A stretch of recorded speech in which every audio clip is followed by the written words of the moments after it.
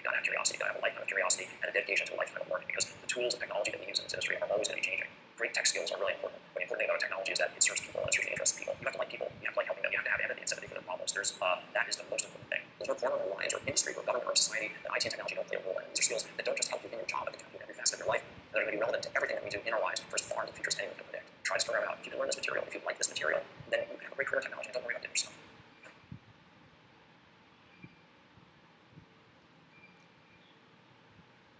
Now that we've learned what the computer components are and how they work, we're going to simulate a very old computer, a full-size desktop. Computers are incredibly fundamental to the work of an IT support specialist. They use it pretty much every aspect of the job. Aside from work, knowing how to work a computer might try to try all kinds of cool stuff. You could custom build a game rig to play the most advanced game at the highest settings, or like me, make a home media server for all your photos and videos. Knowing how to build a computer is a skill that can be used in lots of interesting ways. Before we get started, let's lay down some ground rules for this round-up building. Sorry, I can help myself. We should think about electrostatic discharge and try to prevent unwanted sampling from popping out very expensive components. Have you ever rubbed your socks on the carpet and accidentally zapped someone? That's pretty harmless, but if you do that to your new motherboard, you completely destroy it. So how do you prevent static discharge? We can go about this in two ways. You can touch your device that's plugged in, but not powered on. Finally, you should do this every couple of minutes when assembling a new computer. Another option is to wear an anti-static wristband. Think of one I have here. Let me get it. You connect the end of the clip to a non-painted metal surface like your computer, and you strap it onto your hands. Voila, you're done. While we're on the subject.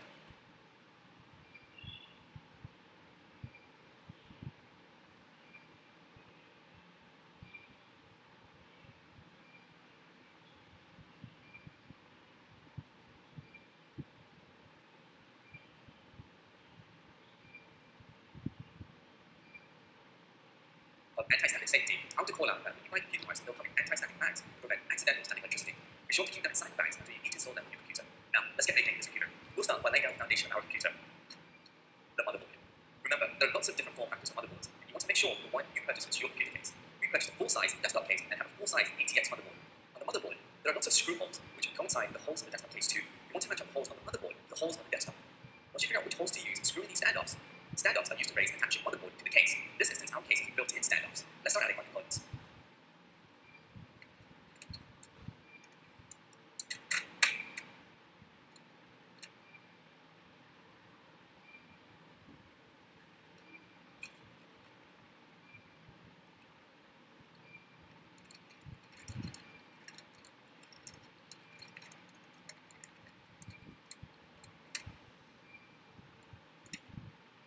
Let's start by adding our components in. We'll start with the CPU, so let's take it out of our anti-static bag. You can be very careful with these because they're very expensive. Don't worry about them.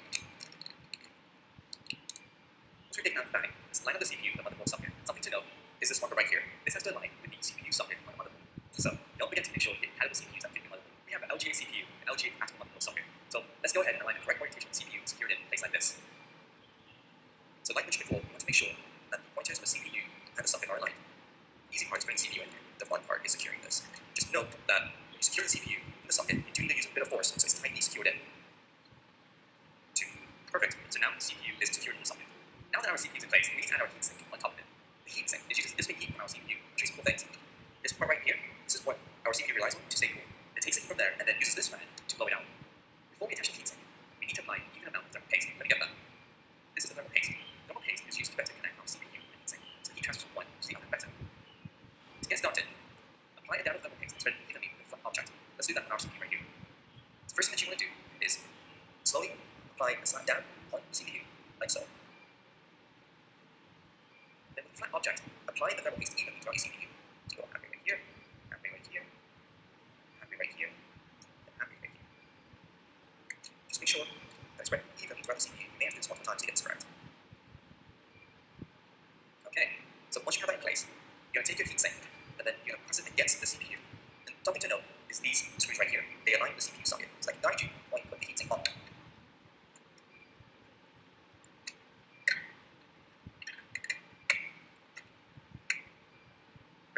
Once you have all four sockets aligned, go ahead and get your screwdriver and tighten down the sockets. So one thing to do is to make sure that you screw opposite sides first, so you know that the heatsink is attached securely.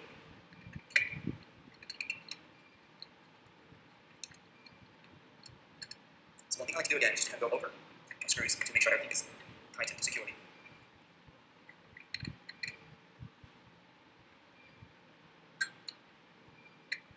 Great. Now that our screws are tightly on and our heatsink secured to the CPU, we have to plug the small legs into the motherboard. This is important because this is what controls the speed via the motherboard. Perfect. So now you've fully installed and connected your CPU to the motherboard.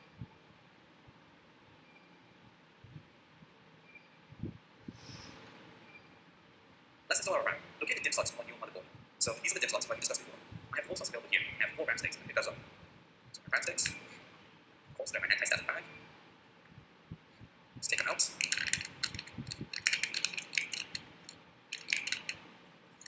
So as mentioned before, this build, we're going to use DDR3 RAM. One thing I like to do before I install my RAM is to make sure that I line these slots with my RAM slots. So that way I know how many ports it goes in this time install. So if you see right here, your slots are right in the middle. So something I do is before I put it in, just visually make sure that you got this right, and then line the rest of your RAM sticks to the same position, like this. So I'll go like this, and like this. That way, you're not going to be damaging your pins if your RAM sticks are accidentally forced in. So I'll put that, I'm going to put this in this slot right here. Line up the pins correctly and push the RAM until you get a click. Do not secure both sides of the RAM to unlock your place. There's something else you should know. Your slots right here are both black and white. We're going to stick to using the white spots. There's 2. And also this one right here.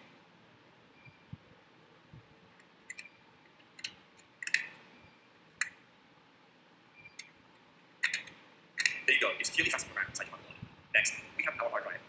In this example, we're using an SSD SATA hard drive instead of an HDD. We just need to use one SATA cable to connect it to our motherboard. So first, I'm going to go ahead and slot this in this cage. This is going to vary from case to case, but this one's going to be easy. All we need to do is slide it in like so. And normally we'll get a click, like that. Once that's in, we just need to use one SATA cable to connect our SSD to our motherboard. You don't get that. So here we go. Here's a SATA cable. So what I'm going to do is I'm going to connect this end to our SSD. I'm going to connect this end to our motherboard. There we go. It's in. Remember, SATA cables can only go in one way. So now that we have our SSD installed, let's go ahead and install our case fan. This is how this looks like. One thing to note is this whole lens. You're going to go ahead and find a label on your motherboard that says rear fans. Not all motherboards have this, but in this example we do have that. It's good to know. Those are the grooves. There you go. My fan's installed. And now I'm going to go ahead and attach this to all ports. There we go. Now my fan is attached to my motherboard. For best practice, we want to create a wind tunnel that takes in air, blows over your components, and pushes them all out back. Check out how our heatsink is a fan on it too. That's pretty normal since our CPU generates a lot of heat and we want to help cool it off as best as we can. We're almost done. Now we're going to connect our power and test to see if everything's working. So let's grab our power supply. Here we go. First, let's secure our power supply to our case. Be careful not to damage the motherboard when installing. What you can do is you can put this in slowly like that. And just slide it in. Here you go. So one thing I like to do is I'm going to put my cables all the way up to the side. So like I mentioned before, it's not going to go ahead and damage the motherboard. So now I'm going to go ahead and start securing my power supply. There we go. You can see I won't let it go and start with my fingers. It's just easy to get in. Once I put all my screws in,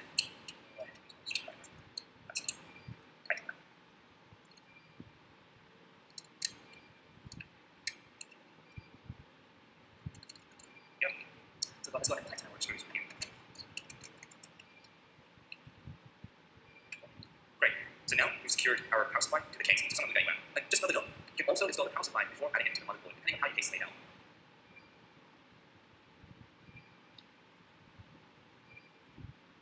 Let's go back to our mess connectors. A few things I'd like to highlight. This big one right here. This is the one that houses our motherboard. Another one that we have is more of a legacy one. It's a 4-pin wall. These connectors were used heavily before SATA came out. Now, we use these connectors to power the majority of SATA devices today. Most modern machines today will probably use SATA power connectors for hard drives, so it may come with Molex to SATA adapters. Now, it's time for the fun part. First, let's go ahead and connect our power supply to our motherboard. So that's this big pin as we discussed earlier. Just going to go in right here. And plug that in like so. Next, we're going to go ahead and power the CPU with this 8-pin box right here. So pretty tight, but we should be able to get it. There you go. So what we just did was we have the power supply, it's powering the motherboard and the CPU. So now that we've hooked up the cable to our CPU and motherboard, next thing that we hook up are these cables that are sitting in our case. This is going to vary from case to case, but let's go through it. Some of these cables are used for your cases, buttons, and lights. So for this one, I'll plug these in.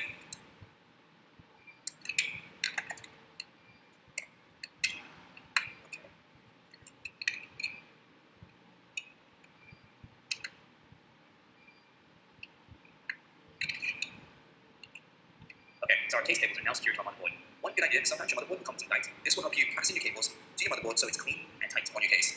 So I'm going to do that right here.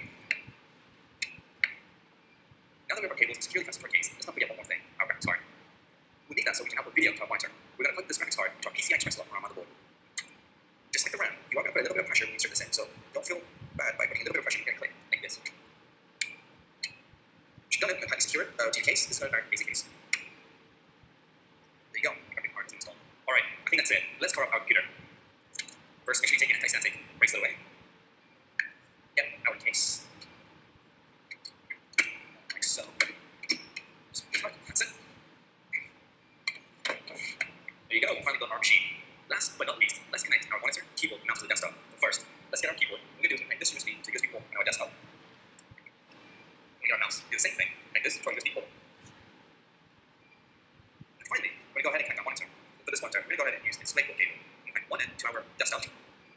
like so.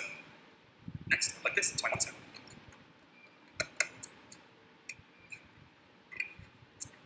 Alright, this is the most interesting part. Let's see if all this works. So power it on. I have blue light, which is good. And close to an iPhone system. Let's see if something shows up on monitor. So here's booting up. Let's see. Okay, it looks like monitors receiving signal. It's good. Oh, we have messages. Success. There we go.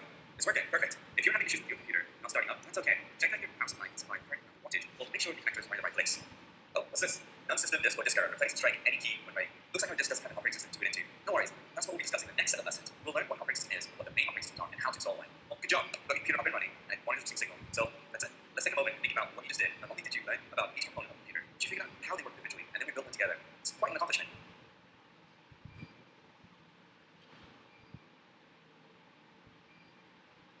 Repairing a mobile device is different from repairing larger or generic computers. First, there are thousands of types of mobile devices. There's no way we can cover all the differences. Instead, let's check out some of the tools and techniques that you'll rely on to keep mobile devices in your organization running. As an IT support specialist, you are receiving training in this area and be responsible for repairing devices that your organization owns. Before you attempt any repairs, make sure you're familiar with your organization's policy around mobile device repair. Depending on the device, you may or may not be able to repair it on your own, but not so fast. Keep in mind that even when you can repair a device on your own, it will usually void the warranty. So, check the impact on the warranty before working on a device. With specific training, you might be able to perform some repairs without violating the warranty of the device. For example, you might be allowed to replace a cracked smartphone screen without voiding the warranty, but you're probably not permitted to replace a damaged charger. If you're not allowed to perform home repairs, then it may be your job to send the device out for repair or replacement with an outside vendor or manufacturer. You should know and understand the return merchandise authorization or RMA process for these devices you get. The device's warranty or the service agreement that your organization has with the device's manufacturer will determine how and when it will be repaired or replaced. Depending on the device and your organization's policies, you might also need to make sure that there's no proprietary or personal data on the device before it's sent off for repair by doing a factory reset on the device. A factory reset will remove all data, apps, and customizations from the device.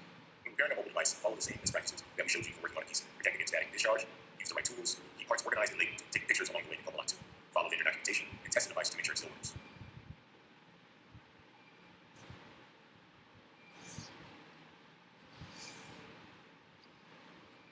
Mobile display types. In this reading, you will learn about several types of displays used in modern mobile devices and monitors. As an IT support professional, you may need to troubleshoot various types of displays. This might involve repairing damaged mobile device screens. You may even be responsible for selecting and ordering mobile devices for employees of an organization. In your IT job role, you should have a basic understanding of the technology behind modern displays, as well as their common uses, positive features, and negative flaws. The top two technologies used in mobile system displays are liquid crystal displays, LCD, and light emitting diodes, LED. Liquid crystal display, LCD. LCDs use liquid crystal technology.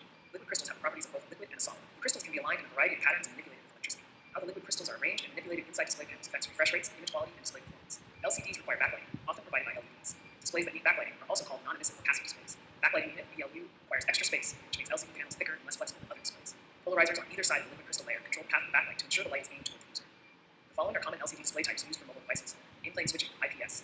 How it works. In IPS displays, the liquid crystals are aligned horizontally to the screen. Electricity is passed between the ends of the crystals to control their behavior. Uses. IPS technology is used in touchscreen displays and high-end monitors. They are often used for design, photography, video, film editing, animation, movies, and other media. They can also be used for games that rely on color accuracy and wide viewing angles, as opposed to speed. Positives. IPS displays provide vibrant colors, high-quality graphics, and wide viewing areas. Additionally, they offer excellent color reproduction, accuracy, and contrast. Negatives. IPS displays are expensive. They have low refresh rates and slow response times. However, response times have been improving as the IPS technology evolves. IPS displays can be affected by IPS glow, where the backlight is visible from side viewing angles. Twisted pneumatic TN. Twisted pneumatic TN is the earliest LCD technology that is still in use today. The term pneumatic, which means thread like, is used to describe the appearance of the molecules inside the liquid. How it works. In TN displays, the liquid crystals are twisted. When voltage is applied, the crystals will untwist to change the angle of the light they transmit. Uses. TN displays are appropriate for basic business use, e.g. email, document, and spreadsheet applications. They are also used for games that need rapid display response times. Positives. TN displays are low cost, easy to produce, have excellent refresh rates, response times, and resolutions. They are versatile and can be manufactured for any size and or shape. Negatives. TN displays have narrow viewing angles, low image quality, color distortion, poor color accuracy, and contrast. VA vertical alignment. How it works. In VA displays, the liquid crystal molecules are vertically aligned. They tilt when electricity passes through them. Uses. VA displays are intended for general purpose. Provides mid-range performance for graphic work, movies, and TV. Positives. VA displays offer great contrast, deep black shades, and fast response times. They are mid-range quality for refresh rates, image quality, viewing angle, and color reproduction. Negatives. On VA displays, motion blur and ghosting occurs with fast motion visuals. Organic light emitting diodes, OLED. OLEDs are diodes that emit light using organic carbon-based materials where electricity is passed through the diodes. Displays that are able to convert electricity into light are called emissive or active displays. How it works. The basic structure of an OLED display consists of an emissive layer placed between a cathode, which injects electrons, and an anode, which removes electrons. Electricity enters through the cathode layer, passes into the emissive layer, and conductive layer to create light, then out through the anode layer. Uses. OLED display technology can be used in foldable smartphones, rollable TVs, as backlighting in LCD TVs for gaming, and inside VR headsets. Positives. OLED displays deliver excellent picture quality, wide viewing angles, infinite contrast, fast response rate, and brilliant colors with true blacks. They are energy efficient, simpler to make, and much thinner than LCDs. OLED panels can be built to be flexible and moldable. Negatives. OLED displays are sensitive to light and moisture. Blue LEDs degrade faster than other LED colors, causing color distortion of the kind. They are also prone to image retention and burning. Active matrix organic light emitting diode.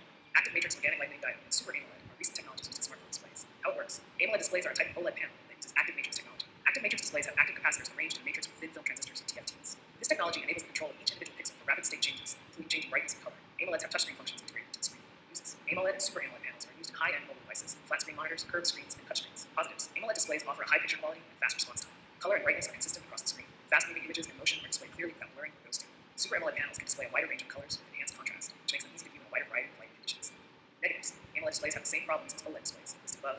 Plus, AMOLED panels can be difficult and expensive to manufacture. Inorganic mini LEDs and LEDs. Inorganic mini LEDs are a next generation emissive display technology. How it works. Mini LED displays work the same way that OLED displays work, but the individual LED size is much smaller at approximately 50 to 60 micrometers. Uses. Mini LED displays are used for LCD backlighting, smartphones, public information displays, signage, electronics, vehicle displays, and more. Mini LEDs are also protected behind liquid retina XDR screens. Positives. Mini LED displays offer ultra-high luminance, superior HDR fineness, long lifetimes, thin panels, and are readable in sunlight. They are also less expensive than micro LED displays. Negatives. Mini LED displays used as LCD backlighting are limited by the properties of LCD technology. Mini LED displays for mobile devices are more expensive than OLED displays. Inorganic micro LEDs. Micro LEDs. Mini LEDs are also listed in next generation displays. How it works. Micro LED displays work the same way that OLED displays work, but the individual LED size is extremely small at 50 micrometers. Uses. Micro LED displays can be used in smartphones, AR/VR headsets, wearables, public information displays, wall-sized TVs, vehicle displays, and more. Positives. Micro LED displays offer superior performances across virtually all common display features, such as brightness, reaction speeds, power consumption, durability, color gamut, stability, viewing angles, HDR, contrast, refresh rates, transparency, seamless connectivity, and more. Micro LED displays are readable in sunlight and have sensor integration capability. Negatives. Micro LED displays are expensive to manufacture and are not yet ready for mass production. Key takeaways. The two main technologies used in mobile displays are liquid crystal display, LCD, and organic light emitting diodes, OLED. Each technology has its own benefits and drawbacks when used in mobile device displays, among other consumer goods. Common LCDs include in-plane switching IPS displays, twisted pneumatic TN displays, VA vertical alignment displays. Common and upcoming OLED displays include active matrix organic light emitting diode, AMOLED displays, inorganic mini LEDs, and LEDs. Displays inorganic micro LEDs displays.